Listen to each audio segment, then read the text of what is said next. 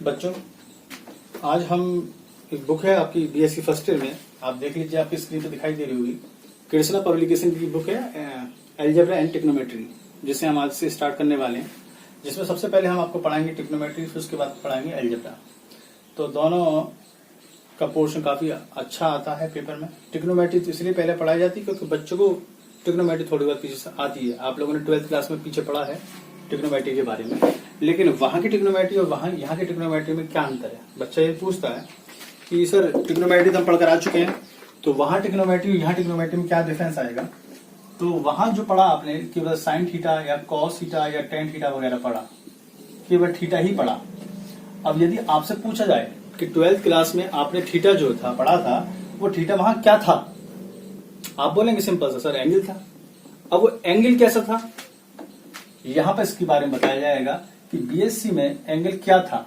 ठीक है, वहां जो पढ़कर आए हैं थीटा, वहां पर थीटा था रियल, ओनली रियल, यानी हिंदी में बोलते हैं वास्तविक संख्या, थीटा जो था। लेकिन यहां जो थीटा आप पढ़ने जा रहे हैं, यहाँ थीटा आप पढ़ेंगे कॉम्प्लेक्स।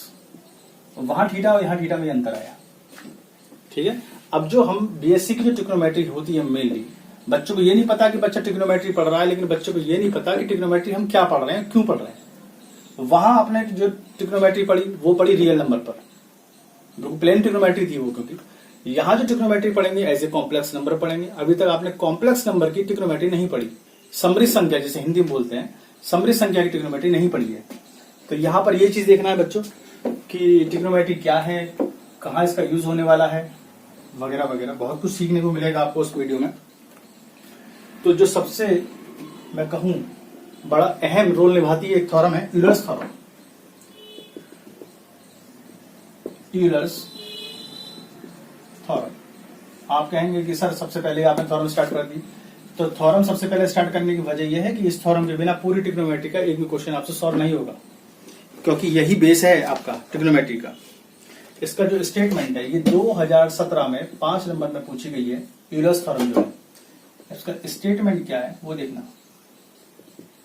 पेपर में जो पूछी गई है वो पूछी गई है state and proof Euler's theorem, यानी आपको उसका स्टेटमेंट भी लिखना होगा और उसका प्रूफ भी करना होगा। इसने कहा है इफ थीटा इज रियल या कॉम्प्लेक्स, ठीक है, if theta is be the real या कॉम्प्लेक्स, वी हैव e की power i theta equal cos theta plus i sin theta. हम भी कर लीजिए, मतलब कि थीटा या तो रियल हो या कॉम्प्लेक्स हो, हमारी वैल्यू यही होती, यही हमें प्रूफ करना है। तो चलिए इसका प्रूफ समझते हैं बच्चों। प्रूफ कैसे करेंगे, आप लोगों ने जब आपने कैलकुलस पढ़ी होगी 12th क्लास में, तो एक्सपेंशन सीखे होंगे, प्रसार करना सीखा होगा, प्रसार कैसे कराया जाता है। तो एक प्रसार होता है e की पावर z का, वी हैव e की power z equal 1 plus z square upon 2 factorial plus z की power 3 upon 3 factorial plus z की power 4 upon 4 factorial plus and so on. इस तरह का कोई फॉर्मूला आपने पढ़ा होगा, वहां पढ़ा हुआ e की पावर x में, यहां पढ़ रहे हैं z में, और where z is complex number.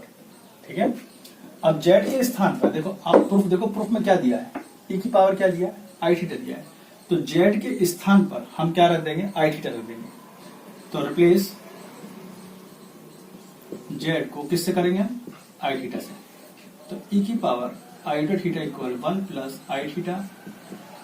i theta का whole square upon 2 factorial, i theta की power 3 upon 3 factorial, i theta की power 4 upon 4 factorial plus and so on. आप लोगों ने पढ़ी है 12th क्लास में ये चीज पढ़ी है कि आई स्क्वायर इक्वल -1 होता है, आई क्यू इक्वल -i होता है, आई की पावर 4 इक्वल 1 होता है, आई की पावर 5 इक्वल i होता है। ये सब कुछ आपने पढ़कर आ चुके हैं। यही प्रॉपर्टी को आप इसमें यूज कर लीजिए। 1 plus i theta minus theta square upon 2 factorial minus का i थीटा की power 3 upon 3 factorial plus theta की power 4 upon 4 factorial plus and so on. आसान है यहां तक करना। अब इसमें से क्या करें, आप रियल पार्ट अलग कर दीजिए, इमेजिनरी पार्ट अलग कर दीजिए। रियल किसे कहते हैं, रियल किसे कहते हैं, जिसमें आई नहीं होता वो रियल कहलाता है, जिसमें आई होगा वो इमेजिनरी कहलाएगा। तो रियल पार्ट हमारे पास 1 थीटा स्क्वायर थीटा की पावर 4, तो 1 minus theta square upon 2 factorial theta की power 4 upon 4 factorial and so on plus, अब वो ले लीजिए जिसमें आई है, आई थीटा आई हमने बाहर निकाल लिया तो बचा क्या, थीटा। यहां से बचेगा माइनस थीटा की power 3/3 factorial plus and so infinity तक। ठीक है।